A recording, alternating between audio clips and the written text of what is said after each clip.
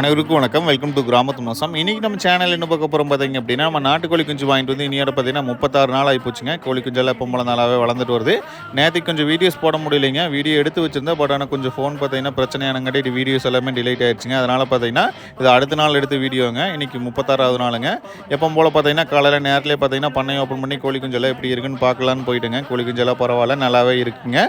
அதே சமயத்தில் ஏதாவது பிரச்சனை இருக்குதான்னு பாருங்கள். ஏன்னா நம்ம நைட்டு க்ளோஸ் பண்ணிட்டு போனால் நம்ம காலையில் தான் பார்த்தீங்கன்னா வந்து ஓப்பன் பண்ணுவோம். நீங்கள் பண்ணைக்குள்ள கோழி குஞ்சு எல்லா பக்கமும் நீங்கள் சுற்றி பாருங்கள்.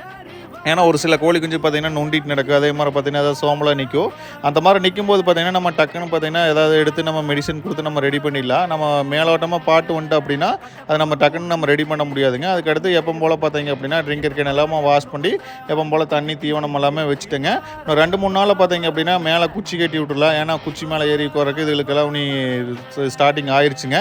ஏன்னா மேலெல்லாம் திண்டு மேலெல்லாம் ஏறி உட்காரக்க ஆரம்பிச்சிருச்சு. அதனால் உங்களுக்கு இந்த வீடியோ பயனுள்ளதாக இருந்தால் மற்றவங்க ஷேர் பண்ணி விடுங்க, லைக் பண்ணுங்கள், கமெண்ட் பண்ணுங்கள், சப்ஸ்கிரைப் பண்ணுங்கள். அடுத்த ஒரு பயனுள்ள வீடியோவில் சந்திப்போம். உங்களிடமிருந்து விடைபெறுவது உங்கள் சதீஷ். நன்றி, வணக்கம்.